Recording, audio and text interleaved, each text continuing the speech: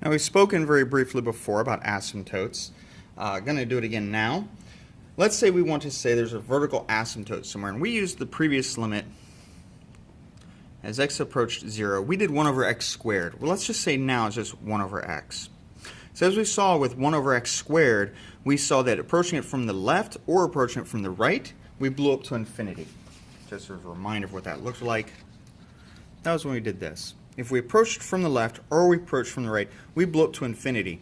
So we can say that as the limit approaches 0, the left-hand limit and the right-hand limit agree and they hit infinity, which is a little sloppy language, but that's the language we can use for it to get the concept across. Well, let's imagine for a moment, this time we're doing the limit as x approaches 0 of just 1 over x. Well, if we look at this, we're going to have different behavior from the left and the right. And in fact, this behavior is going to give us a vertical asymptote. That if you have a limit as x approaches some value from the right of your f of x, and the limit as your x approaches that same value but from the left of f of x, if one of them goes to infinity and the other one goes to negative infinity, then we say there's a vertical asymptote. There's a point they don't meet, and that point is A. That is a vertical asymptote. They can't cross it. So we're going to try our example up here of our f of x is 1 over x. So if I do my limit as x approaches 0 from the right of 1 over x, well, that's going to go to infinity. And as we saw before, when we worked it out, we knew that because it was squared, it was always positive, so our values were increasing in value. But if I look at it, we already know this part. As we go to 0, our denominator is always going to be positive still. We're going to infinity. But what happens as x goes to 0 from the left of 1 over x?